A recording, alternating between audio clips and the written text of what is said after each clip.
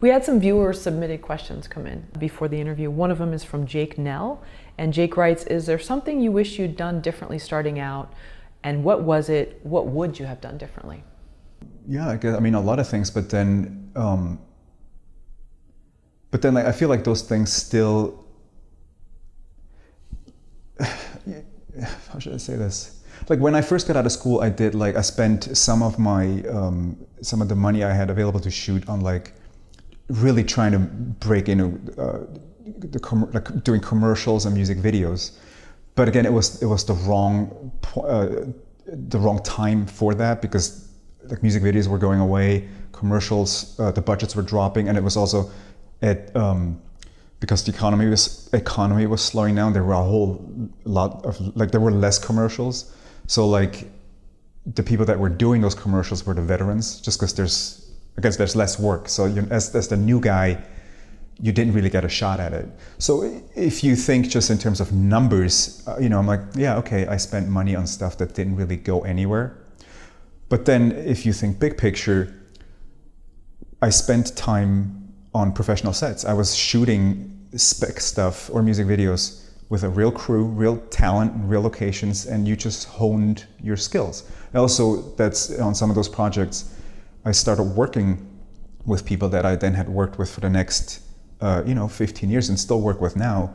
So it's like, I think in the end, like everything has its purpose, even if at first glance it seems like a waste. Well, I feel like if I hadn't spent money and time on doing that, even though it hadn't had an immediate effect on my career, I probably wouldn't have certain skills now, if I hadn't done that. I mean, this is going to sound so cliche, but do you think things are set? Do you have the mindset of it was meant to be, or do you think people can change their destiny? And I know I'm really steering it in another course, but you just kind of meant, you said something about that meant something to me. No, I mean, I don't really believe in destiny. I mean, I tell myself, work hard, do your best. I mean, there are a lot of things that are not in your control.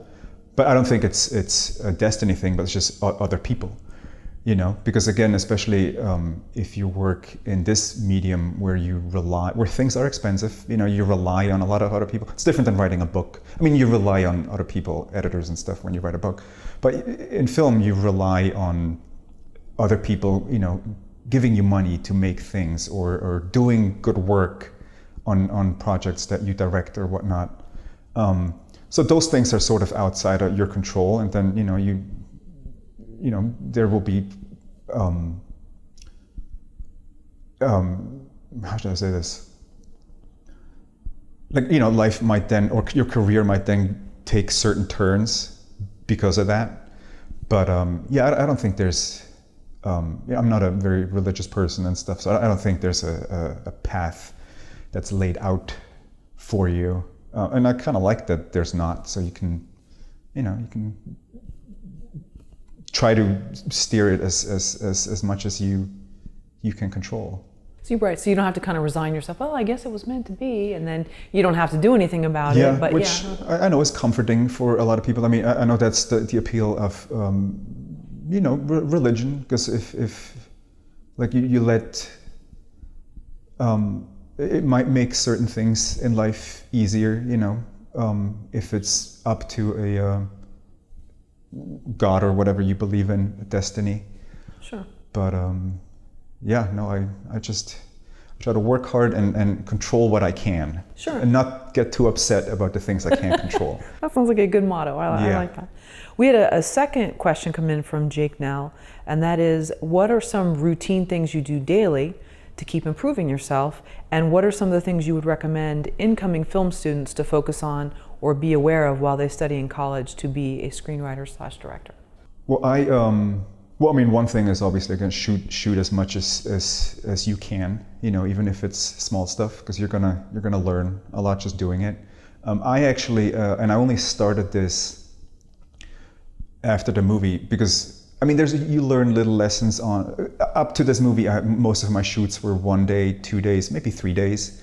you learn things, you know, but once you do a full movie, you learn a whole lot of things. So I was like, oh my God, I have to make sure I don't forget any of this.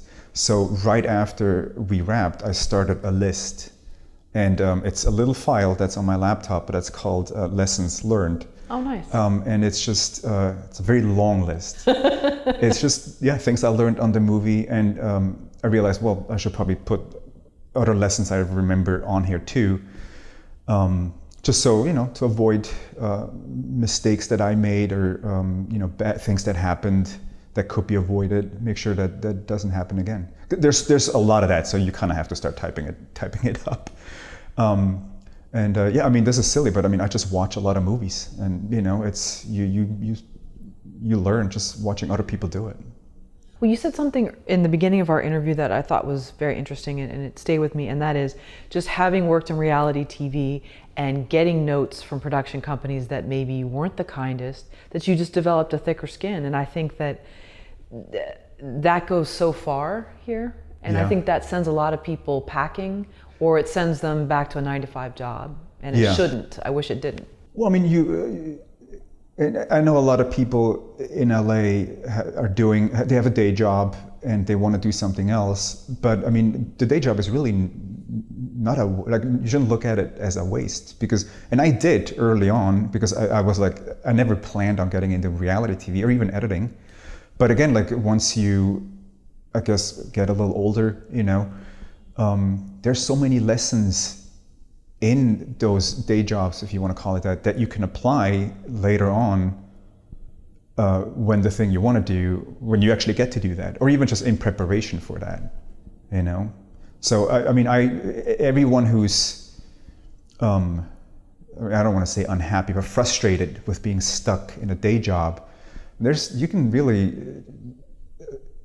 I mean, don't force a positive attitude, but like you can have a positive attitude, because there's, like I said, there's so many lessons in there that are gonna apply in the other thing, especially since these things are related. But I guess even if they're not related, because again, a lot of the stuff we do in this town is people management, you know, it's interaction, because again, you're not just writing your book, you're interacting with, on a film, you know, again, we had 160 people, so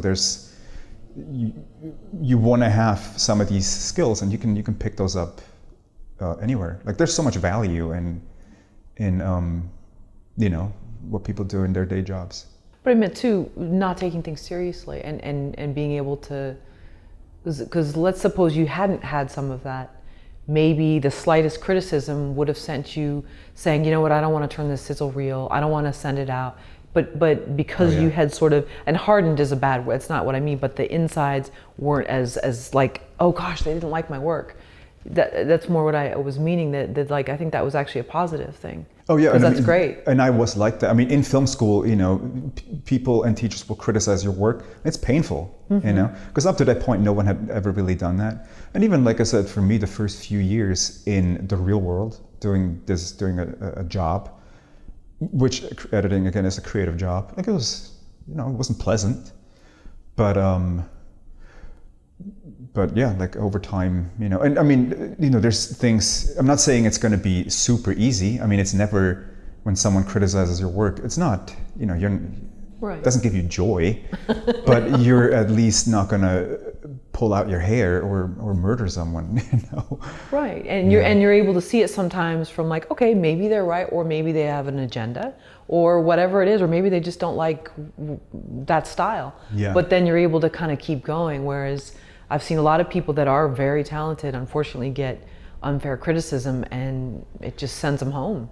Yeah, well, and especially, I mean, Stefan, the writer, and I, we talked about this too. And it's only something that really kicks in when you've done it. Movies, when they get criticized or reviewed, it's always, the blame goes to the director and the writer. But once you've actually done it, you realize, like, you know, there's so many people, you know, that work above your pay grade, that, you know, will, for whatever reasons, be it business or I mean, you know, it can be a million things, it can be ego, whatever. There's I think especially as a writer and a director, you need to have thick skin because you get blamed for stuff that might not actually be your fault. But again, that's just part of the job description, and you just kind of have to take responsibility, Be that, scenes that you feel like shouldn't be in your work or actors that you didn't feel like were right for the role. There's stuff in Danger One that my director's cut was actually shorter than the theatrical cut because I had a different vision for certain parts of it. But again, it's a collaborative medium, and I'm not the one selling the movie. So, yeah, you just have to be fine with that,